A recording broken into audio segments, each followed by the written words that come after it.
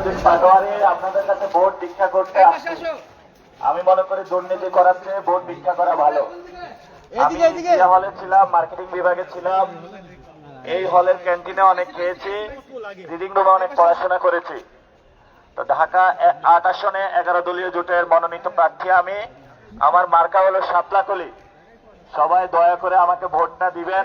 আপনাদের ভাই হিসাবে আপনাদের কাছে ভোট ভিক্ষা চাইলাম।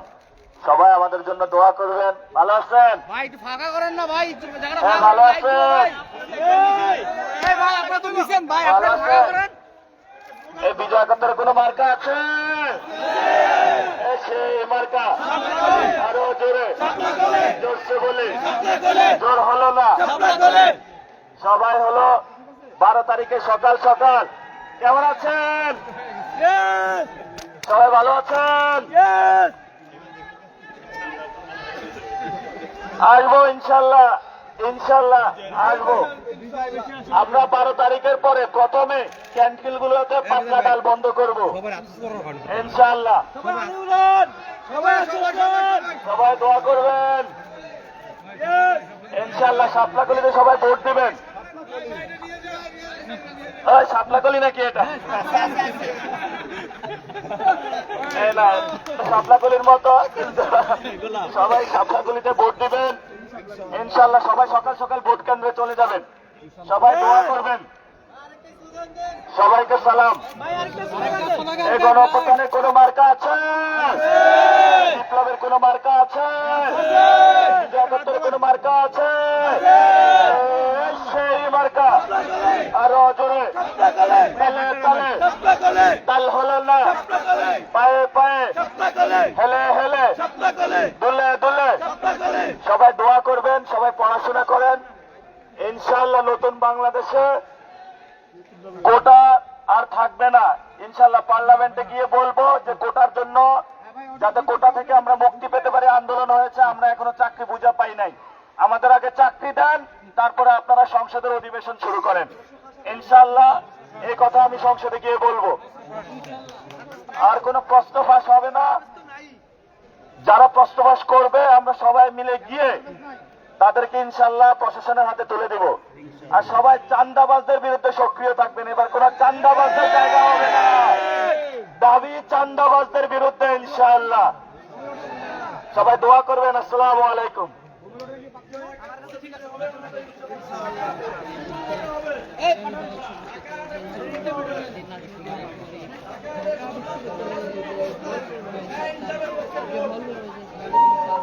নির্বাচনী গণসংযোগ চালাচ্ছিল, আমাদের সেটি লাইভে যুক্ত হয়ে দেখানোর চেষ্টা করছে। আপনারা যদি দেখতে পাচ্ছেন, জানিয়ে রাখি বেলা 11টার দিকে, 11:30টার দিকে তিনি সর্বপ্রথম শহীদ ওসমান সবাই নিতে পারেন।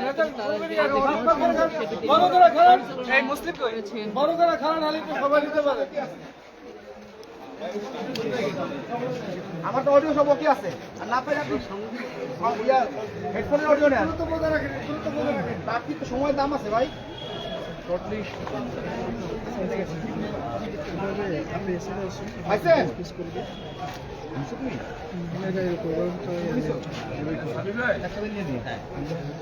হ্যালো,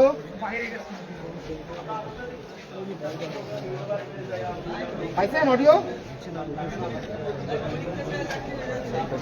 পরে দেন ভাই, পরে দেন, একটু পরে দেন।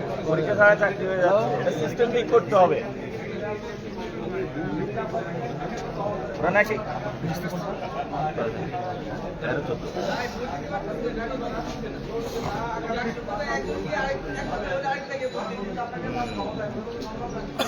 ঠিক আছে, বলে দিতেছি। পাতলা ডাল কি এখনো চলে? হ্যাঁ, আমি ডাল গণ হয়েছে, ডাল গণ হয়েছে। শিক্ষার্থী এবং আমি যদি বিশ্ববিদ্যালয় ছিলাম যে অনেকেই যারা হলে থাকেন তারা এখানে যখন ভোটার আইডি কার্ড থাকে সেখানেই আসলে করে ফেলেন, এখানকার ভোটার হয়ে যান। তো সেই কারণেই তারা কিন্তু সেখানে শিক্ষার্থী আসলে তিনি আজকে হলে আমরা একটু দেখাই একটি ছবি দেখাই।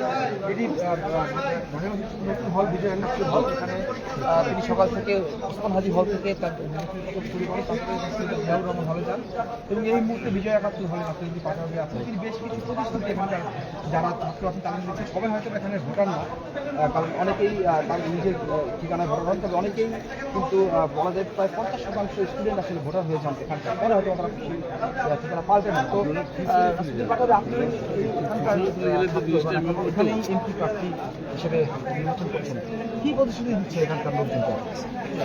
ঢাকা বিশ্ববিদ্যালয়ের মান এখনো উন্নয়ন হয়নি। এখনো হলো ছাত্ররা যখন রাতে ঘুমায় তখন হলো উপরের দেওয়ালের আস্তর তাদের মাথার উপরে পড়ে। আমরা এই অবস্থার মধ্যে দিয়ে আছি এবং সাথে সাথে এখানে শিক্ষার্থীদের আবাসস্থল এবং তাদের যে খাবার সমস্যাটা রয়েছে আমরা এই সমস্যার সমাধান করব। তো সবাই যে জায়গাটা বেশি কনসার্ন হলো চাকরি, এই বিশ্ববিদ্যালয় থেকে আন্দোলন শুরু হয়েছিল বৈষম্যহীন চাকরিতে যাতে আমরা বাংলাদেশে পাই। আমরা বিভিন্ন জায়গায় এখনো খোঁজ পাচ্ছি পরীক্ষা ছাড়াই চাকরি হচ্ছিল, তারা এই কনসার্নগুলো আমাদের জানিয়েছে। আমরা বলেছি যে ইনশাল্লাহ আমরা নির্বাচিত হলে পরীক্ষা ছাড়া এবং কোনো মেরিট বেসিসে ইনশাল্লাহ চাকরি হবে, কোনো পরীক্ষা ছাড়া চাকরি হবে না। সবাই যাতে নিজের যোগ্যতা বলে চাকরি পেতে আমরা গণমাধ্যমে আজকে দেখলাম যে জুলাই সেখানেও তড়িঘড়ি চাকরি রয়েছে, আপনি কি ধরেন না ভাই?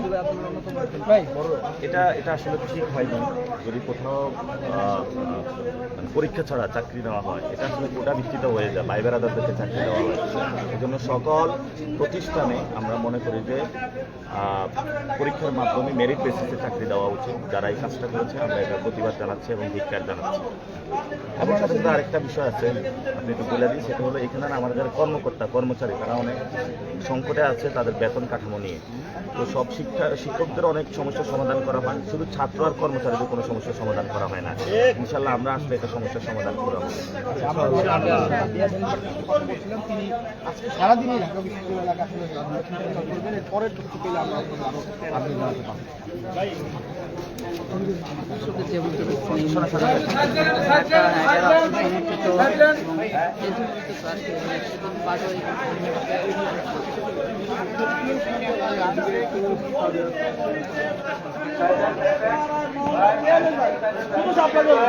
মির্জাফরে কোনো ভোটে নাই, আর মির্জাফরে ভোট দিব। মির্জাফরে ভালো একটা গুণ বলেন, মির্জাফরের মানুষ ভোটটা দিব, তার একটা ভালো গুণ বলেন। তার খারাপ গুণ বলা শুরু করলে রাত দিন 24 ঘন্টা শেষ হবে না। যে খারাপ লোকে ভোট দিব কে? আর মির্জাফর রাজনীতি করে, সে হলো মাফিয়াগিরি করে, সে হলো মাফিয়া তন্ত্র ঢাকা শহরে কায়েম করছে। কিশোরগঞ্জ থেকে ডিবি হারুন, আর কিশোরগঞ্জের আরেক মাফিয়া হচ্ছে মির্জা আব্বাস। এই দুই কিশোরগঞ্জের কিং বিগত আজকে আজকে আমাদের এই 16, 17, 20, 15 বছর আমাদেরকে চালাইতে আছে।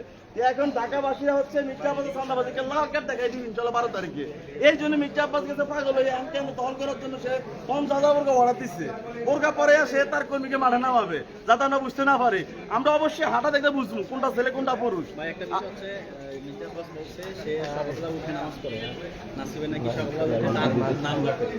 নাসির ভাই সকালবেলা উঠেন, তার নাম যাওয়ার কারণ আছে ভাই। সকালবেলায় আপনি ফজর নামাজের আগে নাসির ভাইয়ের বাসায় যাবেন, কি পরিমাণ মানুষ আসে চাঁদাবাজির অভিযোগ নিয়ে। সেই বেড়া তো ঘুম থেকে চোখ খুলে মেলার লগে লগে পাবলিক ভাই এনা চান্দা ওনা চান্দা এনা চান্দা, তো সে তো চান্দা ছাড়া কিছু অভিযোগে দেয় না মানুষকে। এই জন্য নাসির ভাইয়ের চান্দাবাজি কথা কইতে বাইরে তো কইতে চায় না। কিন্তু মানুষ প্রতিদিন যদি 100টা বিচার আছে মির্জা আব্বাসের নামে, এখন প্রতিদিন 100-এর উপরে বিচার আছে মির্জা আব্বাসের নামে, খালি চাঁদাবাজি। নাসির ভাই ঘুমাইতে পারে? বেড়া রাত 12টা বাজে বয়ে যায়, ভাই মির্জা আব্বাসের লোক এনা চাঁদাবাজি করতে কি করবো? সারাক্ষণ খালি তার কাছে বিচার। আমরা তো জানেন, আমরা এর বাসায় কিনে যাই যাই দেখবেন কি পরিমাণ ঢাকার মানুষ তার কাছে বিচার দেয়, শুধু মির্জা আব্বাসের চাঁদাবাজি। তার ওয়াইফ যে বলছে তিনি ভালো মানুষ, মির্জা আব্বাসের ওয়াইফ আফরোজা আব্বাস, হেতেও কইবে, হে জামার বদনাম করবো নি, জামার বদনাম করলে ঘর থাকবো নি, তারা গিয়ে দিব না, কি কর না কর। আর হেও তার চাঁদাবাজি করে তো জামাই মিলি করে। আচ্ছা ধন্যবাদ। এই মুহূর্তে নাসিরুদ্দিন পাটোয়ারিকে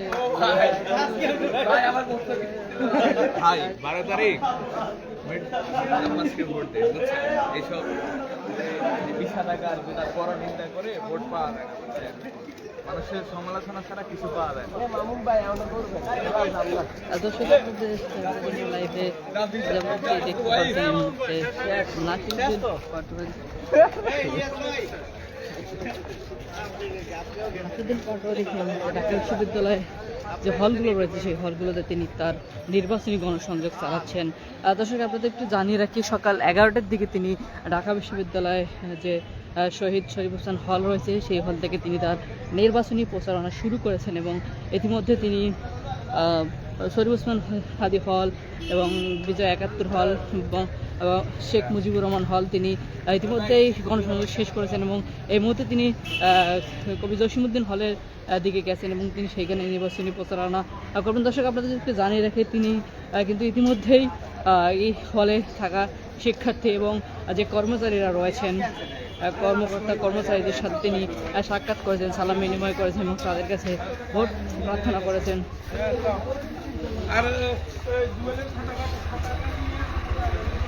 তিনি ভোট প্রার্থনা করেছেন এবং তিনি তাদের কাছ থেকে ব্যাপক সাড়া পেয়েছেন। আমরা যেমনটা দেখতে পেয়েছি শিক্ষার্থীরা তাকে দেখে তার কাছে এসেছেন এবং তার সাথে কথা বলেছেন এবং তাকে বুকে জড়িয়ে দিয়েছেন, আমরা যেমনটি দেখতে পেয়েছি। এবং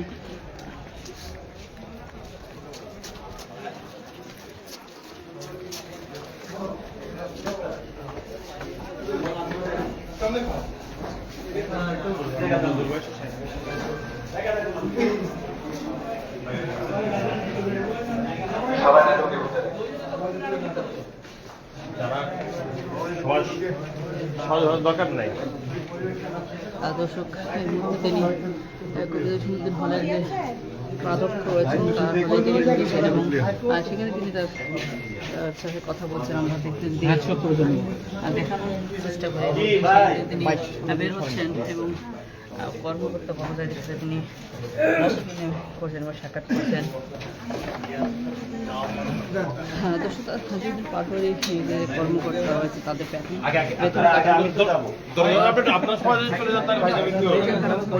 আশ্বাস আজকে সারাদিন ঢাকা বিশ্ববিদ্যালয় এলাকায় ফলপাড়ায় তিনি প্রচারণা করবেন।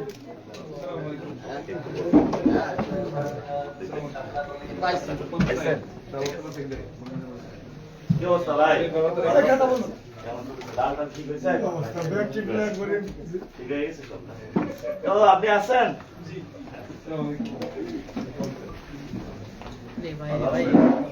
ভাই অনেক মহব্বতের মানুষ।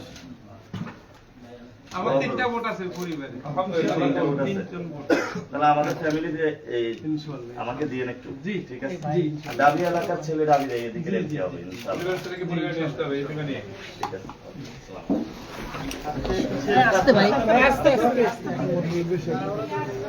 যেমনটি দেখতে পাচ্ছেন এই মুহূর্তে এবং নাসিরউদ্দিন পাটোয়ারির সাথে কিন্তু জামায়াত ইসলামের বিভিন্ন দায়িত্বশীলরা